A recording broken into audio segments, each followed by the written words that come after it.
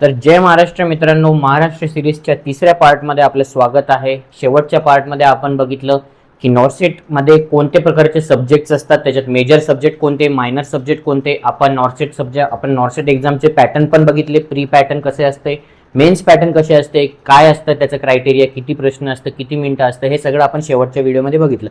तर यावाला पर्टिक्युलर पार्टमध्ये मी तुम्हाला सांगणार आहे की नॉर्सेट सब्जेक्टसाठी बेस्ट सबस्क्रिप्शन कसं चूज करायचं. आपण त्याच्यामधले काही काही गोष्टी आपण आहेत ती की लक्षपूर्वक आपण बघितलं पाहिजे आणि ते सबस्क्रिप्शन आपण कोणतं सबस्क्रिप्शन आपण घ्यायला पाहिजे ते मी हे तुम्हाला व्हिडिओमध्ये सांगणार आहे. याच्या व्यतिरिक्त सगळ्यात महत्त्वाचा टॉपिक म्हणजे बेस्ट बुक्स कोणते नॉर्सेटसाठी, कारण नॉर्सेटमध्ये आता 100 पुस्तक खूप सारे पुस्तकं आलेत, म्हणजे 10 ते 12 पुस्तकं तर आरामात तुम्हाला नॉर्सेटसाठी भेटून जातील. पण त्यातून तुम्हाला कोणत्या पुस्तकाची खरंच गरज आहे, कोणतं पुस्तक तुम्ही खरंच वाचलं पाहिजे, हे या व्हिडिओमध्ये मी तुम्हाला सांगणार आहे. तर माझं नाव आहे रोहित, मी नॉर्सेट 4 क्रॅक केलं होतं, माझं ऑल इंडिया रँक 381 म्हणून आता मी एम्स नागपूरमध्ये ॲज अ नर्सिंग ऑफिसर. तर मित्रांनो, सगळ्यात आधी आपण बघूया की नॉर्सेटसाठी, नॉर्सेटच नाही म्हणत आहे मी, कारण जे सबस्क्रिप्शन आता सध्या येते ते नॉर्सेट फोकस्डवरच असतंय. तर तुम्ही ते सबस्क्रिप्शन कोणतं पण जरी घेतलं तरी तुमचे खालचे सर्व एक्झामचे त्याच्यामध्ये तयारी होऊन जातं. असं नाही की मी फक्त नॉर्सेट बद्दलच सांगतोय. सबस्क्रिप्शन असं घ्यायचं असतं की ते सगळ्या सब्जेक्टचं म्हणजे सगळ्या परीक्षा तुमचे कव्हर करेल. जर तुम्ही DMA DHSच्या POVने जर कोणतं सबस्क्रिप्शन घेतलं तर तुम्ही फक्त त्याच्या मर्यादितच तुम्हाला ते सगळं शिकवतील. पण तुम्हाला जर नॉर्सेटचे एक्झामचं जर तुम्ही नॉर्सेट फोकस्ड म्हणजे सेंट्रल लेवलचे जे एक्झाम असतात त्या फोकस जर तुम्ही सबस्क्रिप्शन घेतले तर तुमचे सगळे एक्झाम त्याच्यामध्ये कव्हर होऊन जाईल. तर सगळ्यात मेन मुद्दा तर हा आहे. त्याच्यानंतर लेक्चर्स बघायचे की ते जेवढे पण लेक्चर्स आहे सबस्क्रिप्शन मध्ये ते कसे शिकवत आहेत, म्हणजे ते तुम्हाला डायरेक्टली समोरचे कन्सेप्ट शिकवत आहे, डायरेक्ट डीप कन्सेप्ट नेत आहे की ते बेसिक पासून नेत आहे. कारण खूपदा असं होतं ना की नर्सिंगमध्ये मी असताना की माझं पूर्ण क्लिअर नव्हतं, म्हणजे काहीच क्लिअर नव्हतं. मला बेसिकचं झिरो नॉलेज होतं, म्हणजे मी पुढचे कन्सेप्ट डीप कन्सेप्ट मला कळालेच नसते जर माझं बेसिक क्लिअर नसते झाले. तर सबस्क्रिप्शन असं बघायचं जे लेक्चर्स ते तुम्हाला झिरो पासून शिकवतील. म्हणजे असं नाही की तुम्हाला येत असेल असं ते ॲज्युम नाही केलं पाहिजे. त्यांनी पूर्ण बेसिक टू एक्सपर्ट पर्यंत एंड पर्यंत तुम्हाला ते सगळे लेक्चर्स फोकस पाहिजे. तसंच तर त्या प्रकारे तुम्ही सबस्क्रिप्शन असं बघायला पाहिजे. त्याच्यानंतर MCQs पोस्ट लेक्चर, म्हणजे एक लेक्चरच्या नंतर पोस्ट लेक्चर MCQs देखील असतात. तर ते MCQs त्याच्यामध्ये आहे का, कारण ते खूप इम्पॉर्टंट असतात. म्हणजे एक टॉपिकचं तुमचं जर लेक्चर झालं तर तुम्हाला इमिडिएटली त्या लेक्चरशी रिलेटेड MCQs सॉल्व्ह झाले पाहिजे, तरच तुम्हाला कळेल की या पर्टिक्युलर टॉपिकमध्ये कोणते इम्पॉर्टंट MCQs होते, की हा टॉपिक खरंच इम्पॉर्टंट होता का. मेजर म्हणजे खूप सारे आता कसं झालं ना नॉर्सेटमध्ये असं असतं की इम्पॉर्टंट टॉपिक्सवरच प्रश्न विचारले जातं रिपीट. तर त्याच्यासाठी तुम्हाला पोस्ट लेक्चर MCQs प्रॅक्टिस करणं खूप जास्त महत्त्वाचं आहे. त्याच्यानंतर मॉक टेस्ट किंवा त्याच्यामध्ये प्रॅक्टिस टेस्ट आहेत का, कारण हे खूप जास्त इम्पॉर्टंट आहे. तुमचं टाइम मॅनेजमेंट, तुमचं निगेटिव्ह मार्किंग, तुमचं ॲक्युरेसी, हे सगळे मॅटर तुमचे तेव्हाच ओव्हरकम होतील जेव्हा तुम्ही प्रॉपर मॉक टेस्ट किंवा प्रॅक्टिस टेस्ट तुम्ही देशाल. तर हे असणं ते सबस्क्रिप्शन मध्ये खूप जास्त महत्त्वाचं आहे. त्याच्यानंतर रॅपिड रिव्हिजन हे जेव्हा तुमच्या एक्झाम येते जवळ तर एक्झामच्या 1-1.5 महिन्यानंतर रॅपिड रिव्हिजन त्याच्यामध्ये आहे का. रॅपिड रिव्हिजन मध्ये हे असं होतं की जे तुम्ही एवढे सगळे लेक्चर्स बघायला तुम्ही 6 ते 8 महिने लावले, तर ते रॅपिड रिव्हिजन मध्ये ते तुमचं एका महिन्यामध्ये सगळे सब्जेक्ट जेवढे पण इम्पॉर्टंट टॉपिक्स आहेत सगळं कव्हर करतात. तर हे रॅपिड रिव्हिजन असणं खूप जास्त इम्पॉर्टंट आहे. म्हणजे लास्ट मिनिटला तुम्हाला कळेल की कोणतं टॉपिक खूप जास्त इम्पॉर्टंट आहे. जर ते कन्सेप्ट तुम्हाला क्लिअर नसेल झाले तर ते तुम्ही परत तुमच्या नोट्स जे तुम्ही बनवलेले आहे लेक्चर बघून ते तुम्हाला लगेच तिथल्या तिथं ते परत कन्सेप्ट क्लिअर करते, यांनी तुमचं म्हणजे हेल्प होऊन जाईल तुम्हाला. तर रॅपिड रिव्हिजन असणं खूप जास्त इम्पॉर्टंट आहे. नंतर येतं नोट्स तर मी तुम्हाला हेच सजेशन देईन की नोट्स तुम्ही तुमच्या हाताने जेवढं बनवशाल तुमच्यासाठी तेवढं जास्त इम्पॉर्टंट आहे. म्हणजे आपल्या हाताचे नोट्सच आपल्याला सगळ्यात जास्त समजतात. जर तुम्हाला कोणी रेडीमेड जरी नोट्स आणून दिले किंवा तुम्ही मित्राचे जरी कॉपी केले कोणाची पण, तरी ते तुम्हाला एवढं कळणार नाही, एवढं तुमच्यावर ते इम्पॅक्ट पाडणार नाही. तिथे तुम्हाला 2-3 रिव्हिजन एक्स्ट्रा लागून जातील. पण जर तेच नोट्स जर तुम्ही स्वतः तुमच्या हाताने बनवले, एक लेक्चर बघून तुमचे इम्पॉर्टंट पॉईंट्स कोणते तुम्ही त्याला हायलाइट केलं, LMR काढण्याने तुम्हाला हेल्प होऊन जाईल. तर तुमच्या हाताचे नोट्स तुम्ही जेवढे चांगले बनवशाल ते तुमच्यासाठी जास्त हेल्पफुल असेल. पण काही सबस्क्रिप्शन मध्ये असं आहे की ते तुम्हाला रेडीमेड नोट्स पण प्रोव्हाइड करतात, पण ते नोट्स मध्ये असं असतं की A to Z पूर्ण कव्हर नसतं लेक्चरमध्ये, फक्त इम्पॉर्टंट पॉईंट्सच कव्हर असतात. आणि जर कधी असं होऊन गेलं की तुम्हाला ते टॉपिक तुम्हाला रिव्हिजन करायचं आहे पण त्याच्यामध्ये असं होऊन जाईल की त्याच्यामध्ये फक्त इम्पॉर्टंट पार्टच दिलेले आहेत, तर तुम्हाला ते थोडंसं समजणं थोडं अवघड जाईल. तेच जर तुम्ही तुमच्या हाताने point to point word to word जर तुम्ही नोट्स बनवले तर तिथे तुम्हाला रिव्हिजन करायला जास्त सोपं जाईल आणि तुमचा वेळ देखील वाचून जाईल. त्याच्यानंतर लाईव्ह सेशन्स असणं खूप जास्त इम्पॉर्टंट आहे. म्हणजे मी जे सबस्क्रिप्शन घेतलं होतं ते मी तुमचं नाव नाही घेणार, पण त्याच्यामध्ये ते वीकली सॅटर्डे संडे किंवा काही का असं एक दिवस आड ते लाईव्ह सेशन ठेवायचे प्रत्येक सब्जेक्टचं. मग याच्यामध्ये हे होऊन जायचं की जर मला कोणत्या सब्जेक्टमध्ये डाऊट वगैरे आलाय तर ते लाईव्ह सेशनमध्ये मी ते विचारू शकत होतो. तर ते लाईव्ह सेशन त्याच्यासाठी इम्पॉर्टंट असतात. बाकी अजून हे पण प्रश्न येतो की ऑफलाईन घेतलं पाहिजे की ऑनलाईन. तर आता मोस्टली तर ऑनलाईनचं ट्रेंड चालू आहे, कारण ऑफलाईन एवढं सेटअप वगैरे कुठं चांगलं आहे नाही. आणि ऑनलाईन मध्ये तुम्हाला हे फायदा होतो की ऑनलाईन मध्ये सगळे प्री रेकॉर्डेड लेक्चर्स असतात, तर ते लेक्चर तुम्ही 100 वेळा बघू शकता, किंवा तुम्हाला दिवस रात्र तुम्हाला कधी पण कोणता कन्सेप्ट आठवला की नाही अरे हा कन्सेप्ट मी वाचला पाहिजे, तर तुम्ही कधी पण तो टॉपिक, तो लेक्चरचा, तो कन्सेप्टचा लेक्चर तुम्ही कधी पण चालू करून तुम्ही बघू शकता. तुम्ही किती पण वेळा बघू शकता. हे फायदा असतो ऑफलाईनचा, आणि म्हणजे हे फायदा असतो ऑनलाईन लेक्चर्सचा, म्हणजे जे प्री रेकॉर्डेड लेक्चर्स असतात. बाकी हे सगळं होतं बेस्ट सबस्क्रिप्शन मध्ये. म्हणजे बेस्ट सबस्क्रिप्शन कसं चूज करायचं हे काही पॉईंट्स होते महत्वाचे, हे तुम्ही बघितलं पाहिजे. त्याच्यामधून पण सगळ्यात महत्वाचा मुद्दा असा येतो की लेक्चर्सवर खूप जास्त फोकस केलं पाहिजे, कारण जे आपण नोट्स आहे, जे आपलं बेसिक जे आपण बांधणार आहे, ते हे सगळे लेक्चर्सवर डिपेंड करतं. तर प्रत्येक सबस्क्रिप्शनचं तुम्ही असं असतं की जरी तुम्हाला कोणी पण सजेस्ट केलं तरी त्यांचे तुम्ही डेमो लेक्चर्स बघायचे की ते सबस्क्रिप्शन म्हणजे ते लेक्चर्स आपल्याला समजत आहे का नाही, आपल्याला किती चांगलंपणे ते समजू लागले. कारण कोणाकोणाचं शिकवण्याचं असं असतं ना की ते थोडंसं इझी असतं, कोणाकोणाचं असं असतं की ते थोडंसं एक्सपर्ट लेवलला असं शिकवतात. पण जर कोणी ॲव्हरेज वगैरे असलं माझ्यासारखं, तर ते टाईपचे लेक्चर लवकर कळत नाही.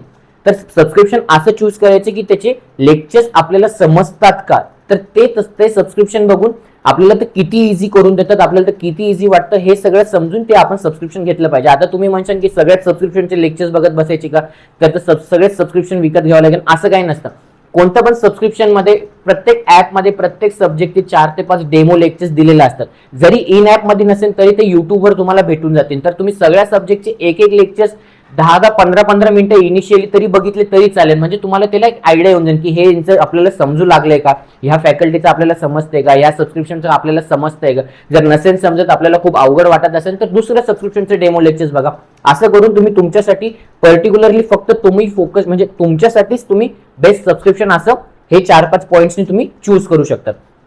आणि मग नंतर सगळ्यात महत्वाचं पॉईंट येतो म्हणजे बेस्ट बुक्स. कारण खूप सारे डाऊट आहे. आता तुम्ही तुमचे सिनियर्स वगैरे, तुमचे मित्र वगैरे कोणी ऑलरेडी नॉर्सेटला लागले असेल, त्यांनी काहीतरी वेगळे, एकाने 4 वेगळे पुस्तक वाचले असेल, दुसऱ्याने वेगळे 4 पुस्तक वाचले असेल, तर तुम्ही स्वतः कन्फ्युज होऊन जाणार की बाबा की एवढे सारे पुस्तक आहे तर कोणतं वाचावं. कारण इकडे सबस्क्रिप्शन पण आपल्याला बघायचे, म्हणजे लेक्चर्स पण आपल्याला पूर्ण करायचे, आपल्याला नोट्स पण काढायचे, आपल्याला एमसीक्यूज पण प्रॅक्टिस करायची. त्यातच जर तुम्हाला 10 वेगवेगळे पुस्तकांचे नाव भेटले तर तुमचं खूप जास्त वेळ चालले जाईल. कारण तुमचं असं होऊन जाईल की अरे एवढे पुस्तकं वाचले तरच आपलं सिलेक्शन, असं काही नसतं. जर तुम्ही 1 ते 2 जरी पुस्तक तुम्ही प्रॉपरली एमसीक्यूज प्रॅक्टिस करण्यासाठी यूज केलं तर ते मोर देन इनफ आहे.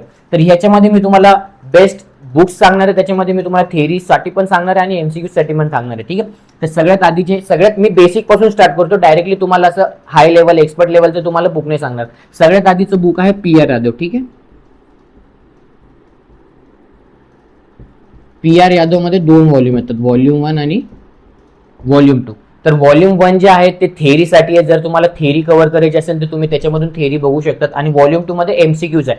तर पी.आर. यादव खूप बेसिक लेवलचं बुक आहे. जर तुम्हाला सीएचओ ची एक्झाम, डीएमईआर, डीएचएस सारख्या एक्झाम जर तुम्हाला क्रॅक करायचं असेल तर मी तुम्हाला सजेस्ट करेन की पी.आर. यादव बेस्ट बुक आहे. जर तुम्हाला थेअरी जरी कव्हर करायची असेल तरी तुम्ही पी.आर. यादव व्हॉल्यूम 1 मधून कव्हर करू शकतात, आणि एमसीक्यूज देखील तुम्ही व्हॉल्यूम 2 मध्ये कव्हर करू शकता. त्याच्यामध्ये तुम्हाला प्रिव्हियस इयर क्वेश्चन्स पण दिले, डीएमईआर, डीएचएस, नॉर्सेट सारख्या एक्झाम मध्ये कोणते क्वेश्चन्स आधीच्या नॉर्सेट मध्ये विचारले तर हे देखील तुम्हाला त्याच्यामध्ये दिलेले आहेत. बाकी याच्या नंतरची नेक्स्ट स्टेप आहे ती आहे म्हणजे टार्गेट आहे. आता सध्या टार्गेट आहेचं 8 ऍडिशन आलं आहे. ठीक आहे. तर तुम्ही जर नॉर्सेट 11 फोकस करणार असेल तर तुम्ही टार्गेट आहेचं 8 ऍडिशन पण तुम्ही यूज करू शकता. त्याच्यामध्ये इमेज बेस्ड क्वेश्चन सुद्धा दिलेले आहेत. Image based question, clinical based question हे त्यांनी 8 ऍडिशन मध्ये ऍड केले. कारण जसं आता नॉर्सेटचं सिलेबस वगैरे चेंज झालं आहे, जसे प्रश्न आता हाय लेवलचे येत आहेत, क्लिनिकल बेस्ड वगैरे कन्सेप्च्युअल बेस्ड जे प्रश्न येतात ते सुद्धा याच्यामध्ये 8 ऍडिशन मध्ये दिलेले आहे. तर तुम्ही टार्गेट आहे हे पुस्तक यूज करू शकता. त्याच्यामध्ये वन लाइनर पण दिलेत, पण मोस्टली त्यांनी 8 ऍडिशन मध्ये आता वन लाइनर कमी केलेत, कारण ऑब्व्हियसली नॉर्सेट मध्ये आता एवढे प्रश्न वन लाइनर विचारत नाही. तर तुम्ही नेक्स्ट बुक टार्गेट आहे पण यूज करू शकतात. नंतर याच्यानंतर एक बुक आहे ते म्हणजे एनक्लेक्स. एनक्लेक्स मध्ये पण 2 आहे, एक मॉसबी म्हणून आहे आणि एक सौंदर्स म्हणून आहे. हे दोघं पण पुस्तक मध्ये थिअरी आणि एमसीक्यूज ऍज वेल एज दिलंय. पण ही जी पुस्तक आहे एनक्लेक्स, याचे जे एमसीक्यूज आहे हे तुम्हाला तेव्हाच सॉल्व्ह करता येईल जेव्हा तुमचे सगळे बेसिक कन्सेप्ट क्लिअर असेल, तुम्ही प्रॉपरली त्याला रिव्हिजन केलं असेल. म्हणजे तुमचे बेसिक कन्सेप्ट जोपर्यंत क्लिअर होत नाही तोपर्यंत तुम्ही हे एनक्लेक्सचे एमसीक्यू सॉल्व्ह करता येणार नाही. कारण त्याच्यामध्ये थोडेसे हाय लेवलचे क्वेश्चन आहेत, त्याच्यामध्ये थोडेसे डीप कॉन्सेप्टचे प्रश्न विचारले गेले, ते तुम्हाला तेव्हाच सॉल्व्ह करता येईल जेव्हा तुमचे बेसिक कॉन्सेप्ट क्लिअर असेल. तर मी तुम्हाला हेच सजेस्ट करेन की सगळ्यात आधी तुम्ही तुमचे बेसिक कॉन्सेप्ट क्लिअर करा, तुम्ही त्याला 4-5 वेळेस सगळ्या सब्जेक्टला रिव्हिजन करा, तरच तुम्ही एमसीक्यू सॉल्व्ह करण्यासाठी ही बुक यूज करू शकता. तर सगळ्यात आधी मी तुम्हाला सजेस्ट करेन की पीआर यादव आणि टार्गेट यादव दोघांपैकी तुम्ही कोणतं पण एक बुक यूज करू शकता. जर तुमचा फोकस क्लिअर असेल की तुम्हाला सीएचओ ची एक्झाम, डीएमआर, डीएचएस ची एक्झाम द्यायची, तर हे पुस्तक घेण्याची गरज नाही. तुम्ही हे दोघांपैकीच कोणतं पण एक पुस्तक घेऊन ते एक्झाम क्रॅक करू शकतात. बाकी तुमचं टार्गेट असेल सेंट्रल गव्हर्नमेंट एक्झाम, तर तुम्हाला एनक्लेक्स मधून एमसीक्यू सॉल्व्ह करणं खूप जास्त मॅन्डेटरी आहे, कारण त्याच्यामध्ये तुम्हाला एक आयडिया येऊन जाते की आजकालच्या एक्झाम, सेंट्रल गव्हर्नमेंट एक्झाम मध्ये कशा प्रकारचे प्रश्न येऊ लागले. तर ह्या पुस्तक थ्रू तुम्हाला ते सगळं समजून जाईल. पण ही पुस्तकची एमसीक्यू तुम्हाला तेव्हाच सॉल्व्ह करते जेव्हा तुमचे कन्सेप्ट क्लिअर आहे आणि तुम्ही याच्यातून किंवा दोघांपैकी एकातून एमसीक्यू तुम्ही प्रॅक्टिस केली आहे, तेव्हा त्याची नेक्स्ट स्टेप जी फायनल स्टेप आहे तर ती ही बुक आहे. तर याच्यामध्ये पण तुम्ही दोघांपैकी कोणतं पण एक बुक घेऊ शकता. दोघांमध्ये रिव्हिजन म्हणजे थेअरी ॲज वेल एज एमसीक्यूज दिलेले. तर हे होते महत्वाचे बुक्स जे तुम्ही, हे 3 बुक म्हणजे मी प्रेफर केले होते. याच्या व्यतिरिक्त मी कोणतं पण बुक वापरलं नव्हतं. टार्गेट आणि पीआर यादव दोघं ऑलमोस्ट सेम बुक आहे, तर तुम्ही दोघांमधून कोणती पण एक पुस्तक घेऊ शकतात. हे 2-3च आहे पुस्तक आहे जे तुम्ही वाचन तर ते मोर देन इनफ होऊन जाईल. याच्या व्यतिरिक्त अजून खूप सारे पुस्तक आहेत, पण ते मी वाचले नव्हते. जर तुम्हाला कोणी सजेस्ट केलं असेल तर तुम्ही ते तुम्हाला बेटर वाटत असेल तुम्ही यूज करू शकता. फक्त मी एवढं सजेशन देईन की 4-5 पुस्तक मधून वाचून काहीच फायदा नाहीये. 1 ते 2 पुस्तक इनफ आहे, कारण तुम्ही ऑलरेडी सबस्क्रिप्शन पण घेतलं आहे, तर ऑलरेडी तुमचे बेसिक कन्सेप्ट 70 to 80% तुमचे कन्सेप्ट इथं क्लिअर होऊ लागले.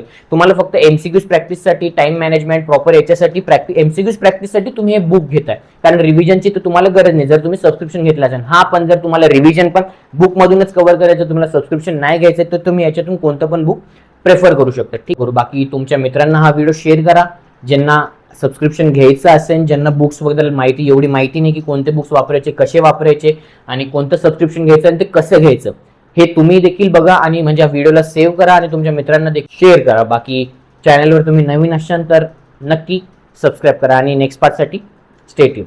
जय महाराष्ट्र.